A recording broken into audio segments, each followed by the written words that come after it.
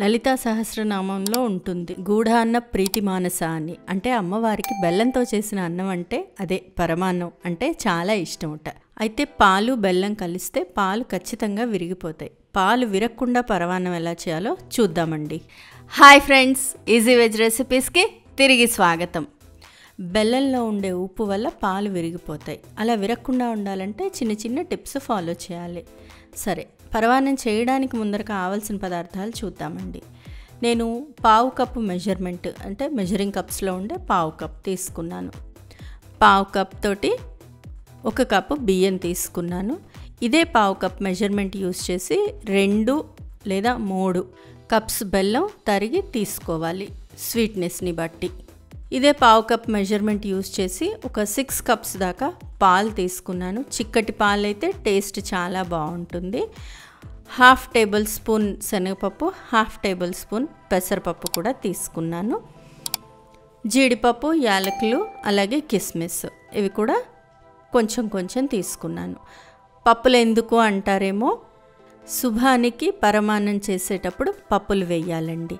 అది మా ఇంట్లో పెద్దవాళ్ళు చెప్పింది. సరే, ముందరగా మూకుడు తీసుకొని అందులో కొద్దిగా నెయ్యి వేసి, నెయ్యి వేడెక్కిన తర్వాత జీడిపప్పు కొద్దిగా రంగు మారేదాకా వేయించుకొని, రంగు మారుతున్నప్పుడు కిస్మిస్ కూడా వేసి వేయించుకోవాలి. కిస్మిస్లు తొందరగా వేగిపోతాయి, అందుకని జీడిపప్పు వేగిన తర్వాత కిస్మిస్ వేయాలి.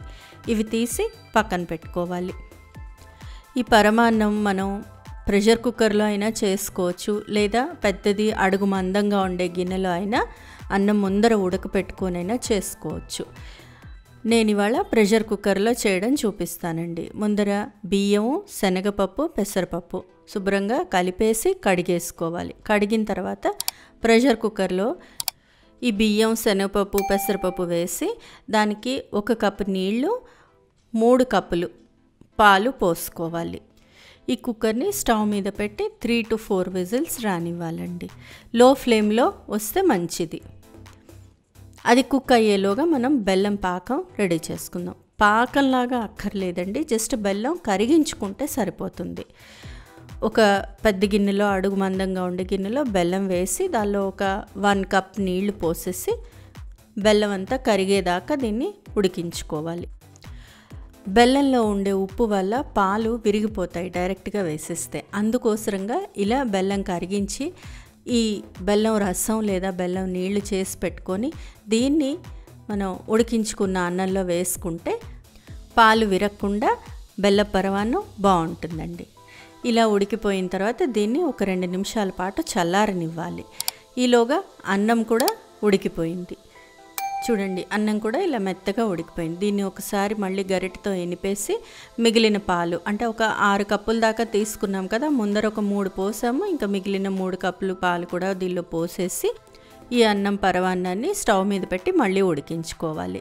ఇలా ఉడికించడం వల్ల అన్నం కూడా గుజ్జులాగా అంటే మెత్తగా ఉడికి బాగుంటుంది. ఇగో చూడండి, ఇంత కన్సిస్టెన్సీ దాకా వచ్చేదాకా ఉడికించుకోవాలి. ఇలా ఉడికిన తర్వాత స్టవ్ ఆఫ్ చేసేసి దీనిలో యాలకుల పొడి, అలాగే ముందర వేయించి పెట్టుకున్న జీడిపప్పు, కిస్మిస్ కూడా వేసేసి స్టవ్ మీద నుంచి తీసి పక్కన పెట్టేసుకోవాలండి. ఇది కొంచెం పైన వేడి పొగలు రావడం ఆగిపోయిన తర్వాత బెల్లం రెడీ చేసి పెట్టుకున్నాం కదా, బెల్లం రసం, అది కూడా వేసేసి కలిపేసుకోవాలి. దీన్ని బాగా కలిపేసిన తర్వాత ఈ అన్నం పరమాన్నాన్ని మళ్ళీ స్టవ్ మీద పెట్టి ఒక 2 నిమిషాల పాటు కలుపుతూ లో ఫ్లేమ్లోనే ఉడికించుకోవాలండి. సో ఈ కన్సిస్టెన్సీ వచ్చేదాకా ఉడికించుకుంటే సరిపోతుంది. ఆ బెల్లం రసం తాలూకా స్వీట్నెస్ కూడా అన్నానికి పట్టుకుంటుంది.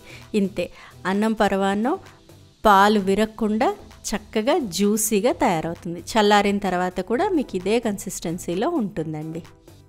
ఈ అన్నం పరమాన్నాన్ని అమ్మవారికి నివేదించేసుకోవచ్చు. ఫ్రెండ్స్, ఈ రెసిపీ మీకు నచ్చినట్లయితే మీరు ట్రై చేయండి. మీ ఇంట్లో వాళ్ళకి టేస్ట్ చేసి చూపించండి. ఎలా వచ్చిందో నాకు కామెంట్ బాక్స్లో కామెంట్ చేయండి. ఫ్రెండ్స్, ఈ వీడియో మీకు నచ్చినట్లయితే ప్లీజ్ లైక్ చేయండి, షేర్ చేయండి. ఛానల్ సబ్స్క్రైబ్ చేసుకొని వాళ్ళు ఛానల్ సబ్స్క్రైబ్ చేసుకోండి. ఆ బెల్ ఐకాన్ క్లిక్ చేయడం మాత్రం మర్చిపోకండి. మరో మంచి రెసిపీతో మళ్ళీ మీ ముందుంటాను. అంతవరకు సెలవు మరి, బాయ్.